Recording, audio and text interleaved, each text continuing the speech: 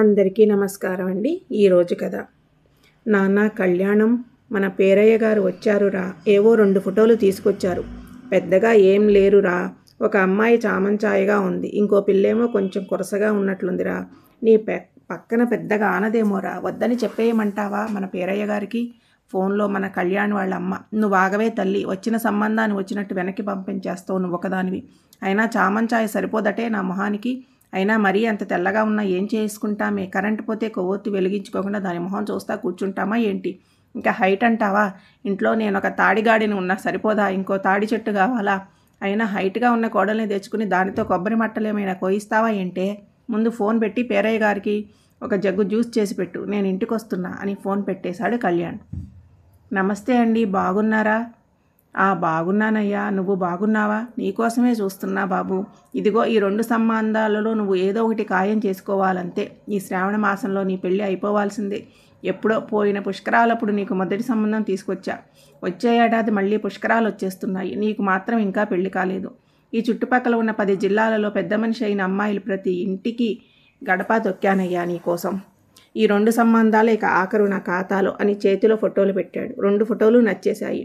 2 మాట్లాడి చూడండి, ఏది కుదిరితే అది చేసుకుందాం అని చెప్పాడు కళ్యాణ్.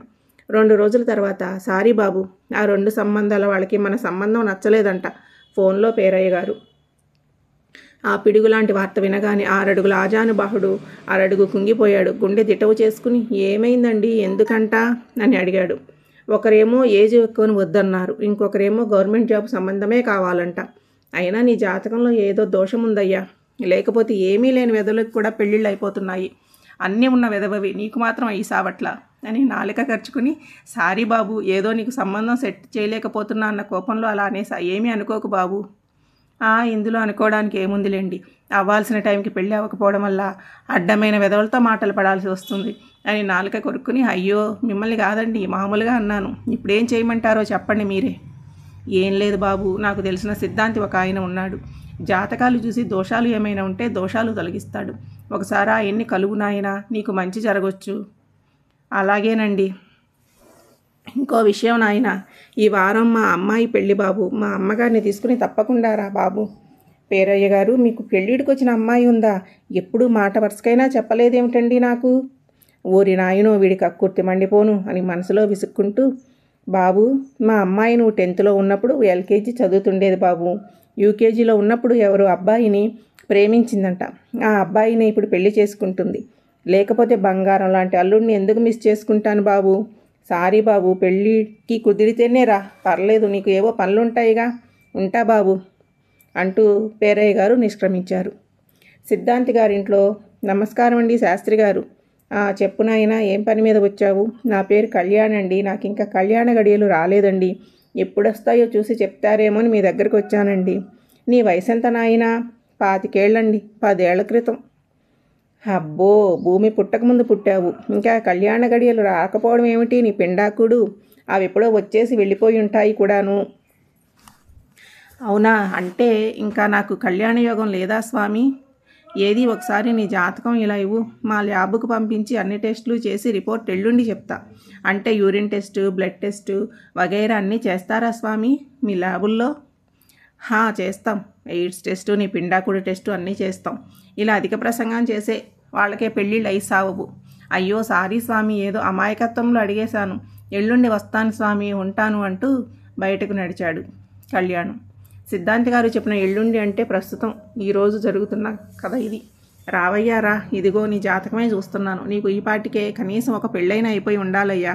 గ్రహాలన్నీ కూడా కరెక్ట్ పొజిషన్లోనే ఉన్నాయ్యా. మరెక్కడ దెబ్బ కొట్టింది స్వామి? ఇంతవరకు నాకు ఒక్క పెళ్ళి కూడా కాలేదు. నీ పేరు కళ్యాణ్ కదా, ముందు వెనక ఏమైనా ఉన్నాయా? ఉత్త కళ్యాణే స్వామి, ముందు వెనక ఏమీ లేవు. ఉత్త కళ్యాణ? మరి ఇక్కడ కళ్యాణ్ అని మాత్రమే రాసి ఉంది ఏంటి? ఉత్త కళ్యాణ్ అంటే కళ్యాణ్ మాత్రమే అని, ముందు వెనక ఏమీ లేవని. నీ భాష తగలయ్యా. సర్లే, నీ పేరే నీ పెళ్ళికి అడ్డంకి. కళ్యాణ్ అన్న పేరు వాళ్ళకి కళ్యాణం కలిసి రాదు నాయనా. అయ్యో అదేంటి స్వామి, కళ్యాణ్ అని ఈ లోకంలో చాలామంది ఉన్నారు కదా స్వామి. వాళ్ళంతా పెళ్ళిళ్ళు చేసుకోవట్లేదా? పిల్లల్ని కనట్లేదా? ఉన్నారు. కళ్యాణ్ బాబు అనో, కళ్యాణ్ కుమార్ అనో, కళ్యాణ్ రామ్ అనో, ఇలా ముందు వెనక ఏదో ఒకటి పెట్టుకుంటారు అందరూ. అంతేగాని నీలాగా ఉత్త కళ్యాణ్, చిచిచి, నీ దరిద్రపు భాష నాకు అంటుకున్నట్లుంది. సర్లే, నీలా కళ్యాణ్ అని మాత్రమే పెట్టుకున్న వాళ్ళు చాలా తక్కువ మంది ఉంటారు. అలాంటి వాళ్ళలో కళ్యాణ దోషం ఉన్నవాడివి నువ్వొకడివి. అంతెందుకు, పవన్ కళ్యాణ్ మొదటి సినిమా అప్పుడు అతని పేరు ఏంటి? కళ్యాణ్, ఉత్త కళ్యాణ్, సారీ కళ్యాణ్. సిద్ధాంతి: పేరుకు ముందు పవన్ తగిలించుకున్నాడు. 1 కాదు 3 పెళ్ళిళ్ళు అయ్యాయి. ఇప్పుడు అతని రేంజ్ ఎలా ఉందో చూస్తున్నావు కదా. అంటే ఇప్పుడు నేను కూడా పేరుకు ముందు ఏమైనా పెట్టుకుంటే నాకు కూడా పెళ్ళి అవుద్దా స్వామి? ఖచ్చితంగా అయ్యిద్ది. పవన్ కళ్యాణ్ లాగా కాకపోయినా కనీసం ఒక్కటైనా అవుతుంది. అయితే అర్జెంటుగా పేరు మార్చేయండి స్వామి. నాకు మార్చొచ్చు, కానీ ఒక 25,000 ఖర్చు అవుతుంది నాయన. 25,000 అంటే మరీ ఎక్కువ స్వామి. ఒక 10,000 అయితే ఓకే. 10,000కి పెళ్లి దాకా అవ్వడం కష్టం నాయన. ఎంగేజ్మెంట్ వరకు అయితే ఓకే. వద్దులే స్వామి, ఇదిగో తీసుకోండి 25,000. మంచిది, ఇప్పుడు చెప్పు, నీ పేరుకు ముందు ఏం పెడదాం? పవన్ కళ్యాణ్ అని పెట్టుకుంటావా? బాగా పాపులర్ అయిన పేరు కదా. వద్దు స్వామి, ఆ పేరు జనాలలో బాగా పాపులర్ అయిపోయింది. ఏదైనా కొత్త పేరు పెట్టండి స్వామి నాకు. పోనీ వాళ్ళ అబ్బాయి పేరు అకీరా పెట్టుకుంటావా? లేటెస్ట్ పేరు అకీరా కళ్యాణ్. ఇదేదో బాగుంది స్వామి, ఇదే ఖాయం చేసుకోండి. ఒక అరగంట పూజా పునస్కారాలు తర్వాత సిద్ధాంతి గారు కళ్యాణ్ నుదుటిన 3 నామాలు పెట్టి, నాయనా ఇక నుండి నీ పేరు అఖీరా కళ్యాణ్ అని పెడుతున్నాను, ఇదే నీ పేరు అన్నారు. థ్యాంక్స్ స్వామి అని సిద్ధాంతి గారి కాళ్ళ మీద పడగానే ఆయన కళ్ళు మూసుకుని కళ్యాణ ప్రాప్తిరస్తుని దీవించగానే, ఇది కళ్యాణం కమనీయం జీవితం అని రింగ్ టోన్తో మన అఖీరా కళ్యాణ్ ఫోన్ మోగింది. నానా కళ్యాణం, నీకు సంబంధం ఖాయమైందిరా అని వాళ్ళ అమ్మ గొంతు ఫోన్లో. వెంటనే నోటమాట రాక ఫోన్ కట్ చేసి స్వామి అని శాస్త్రి గారి కాళ్ళ మీద పడిపోయి, మీరు ఇలా పేరు మార్చారు, అలా పెళ్లి సంబంధం ఖాయమైపోయింది. మీరు మహానుభావులు అని పొగిడి పరిగెత్తుకుంటూ ఇంటికి వెళ్ళిపోయాడు మన అఖీరా కళ్యాణం. అమ్మ, నువ్వు చెప్పింది నిజమేనా అమ్మ? నిజంగా పెళ్లి సంబంధం ఖాయమైందా అమ్మ అని ఆప్యాయంగా వాళ్ళ అమ్మని అడిగాడు. అవునురా పిచ్చిమొద్దు, ఆ అమ్మాయి పేరు కళ్యాణి అంట. పేరయ్య గారు నీ పేరు చెప్పగానే ఎగిరి గంతేసిందంట. ఆ అమ్మాయికి కళ్యాణ్ అన్న పేరు ఉన్న అబ్బాయినే చేసుకోవాలని కోరికంట. కనీసం కళ్యాణికి ముందు వెనక ఏమైనా పేరు ఉన్నా కూడా ఒప్పుకునేది కాదంట.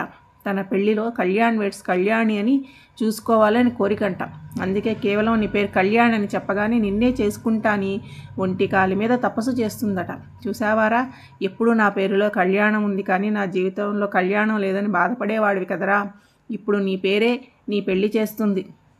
మన అఖీరా కళ్యాణ్కి ఏం మాట్లాడాలో అర్థం కాలేదు. పంతులు గారు పేరు మార్చడం వల్ల పెళ్లి కుదిరిందా, నా పేరు వల్ల పెళ్లి కుదిరిందా, ఏమీ అర్థం కావడం లేదు అనుకుంటూ కొంచెం సేపటికి తేరుకుని, అమ్మా అఖీరా కళ్యాణ్, ఈ పేరు ఎలా ఉందమ్మా?